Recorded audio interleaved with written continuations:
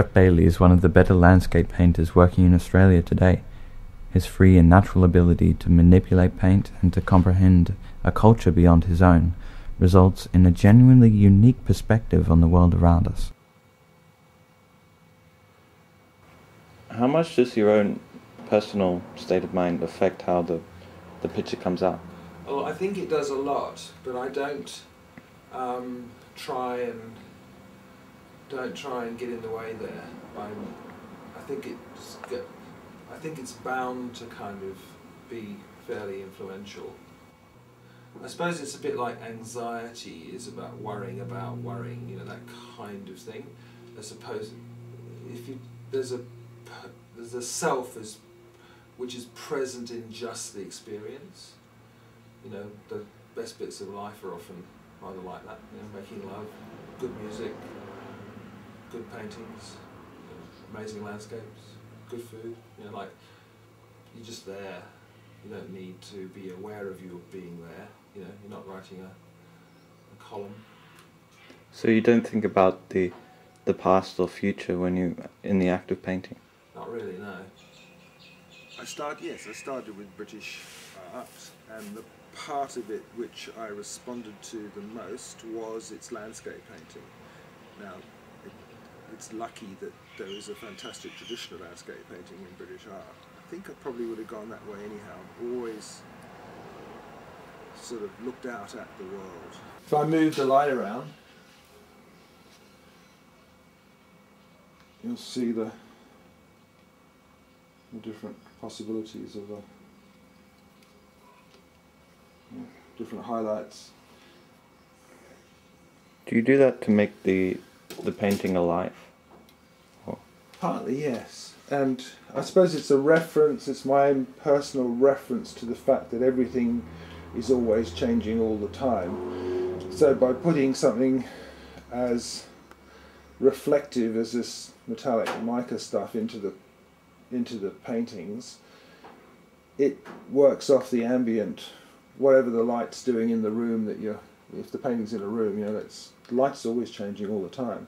So you notice it more. I'm accentuating it. I'm drawing attention to that by levels of reflectivity. I'm burbling now. I'll just stop for a moment. Are you talking about when you apply... You'll edit this shit, won't you? Yeah? Yeah, good. Are you talking about when you apply other materials to the painting, like well, twigs? that's what happened. Yes, that's, if you remember the when I was doing those Campbelltown paintings, the fact I was moulding up heaps of sort of pine bark chips to make shapes so that I could make kind of landscape forms and make puddles and stains. Do you remember those paintings where I had that was in fact I'm going to do some more of that kind of stuff soon actually. It's time to go back to that topographical structure. And I was also doing the Tammy paintings, and I was using a model, and she was either under the canvas or on top of the canvas, you know, doing all that dribbling and dropping. And not surprisingly, these little pine bark chips found themselves stuck in the paint and getting caught up into the situation. And I realised that they, particularly in the landscape, gave an instant kind of physicality, which I liked. I mean, and so I started to use them, and then I started to do the skins, to notice that dried up bits of paint, you know, in the saucers in the studio and bottom of jars also had this same kind of mixture of being a thing and paint. Like, it's very British, I think, to be very honest about the fact that you are using paint, you know, like, there's not a lot of like tidying it up and slicking it down to the point where you think, oh, how did they paint this? It's usually like pretty much, you know, this is what I've done with a brush or, you know, with the stuff. But you read it, you know, like a genius like Turner, for instance, in the very instant that you see its splashes of paint, it also comes alive as, you know, whatever it is, a thunderstorm or a flaming ship.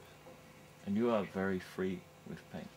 Yeah, well, I love it. Yeah, and you can see that these sort of, you know,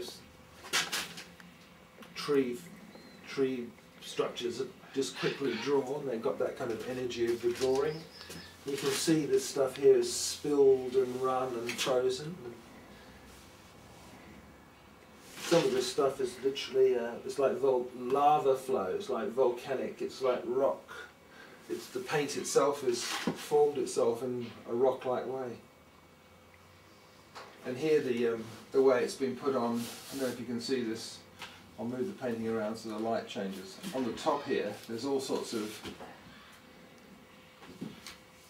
reflective and non-reflective surfaces which kind of make the whole surface of the painting come and go. It's like very cloudy, ambiguous, complete contrast to the gold, molten, rocky solidity further down. I think it's a good painting, actually.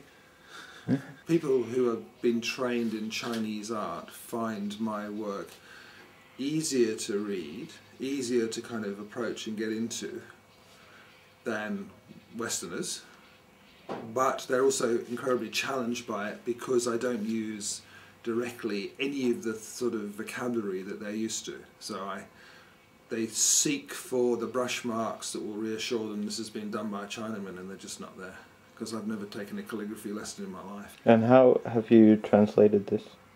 Well, what I've done is I've taken some simple patterns that they use, which is the fading of the tones, getting stronger and stronger tones to emphasize certain parts of the painting, and using the absence of paint, so the nothingness. The nothingness is quite important because you fill that in with your own imagination. Negative space. Huh? Negative space, yeah. Why do you feel it is important to cross cultures?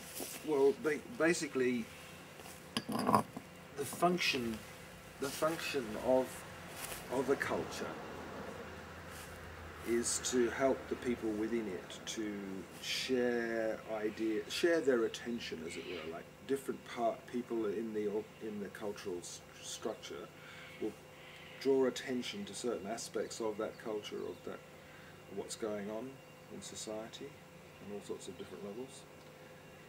And I'm being very general here.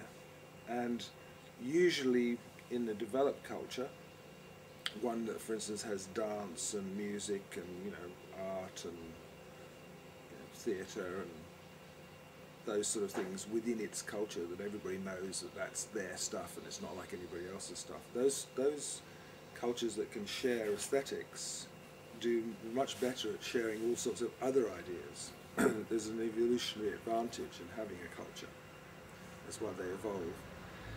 And one of the things that cultures do is say, let's not waste our time on this stuff and this stuff, but what we need is to focus on this stuff. And so you get a kind of cultural directions. And I think the world needs now a huge input of some of the ideas that have been very prevalent in Asian culture. It's a bit shamanistic, actually. So now I think about it, it's a bit entering into the spirit of the other and translating it out through, and it's all a bit mumbo jumbo, weird, really. And that's what art is all about, isn't it? Sure is. People might pretend it's not, but that's what it's all about. Yeah. It's about stuff that there's no other language for.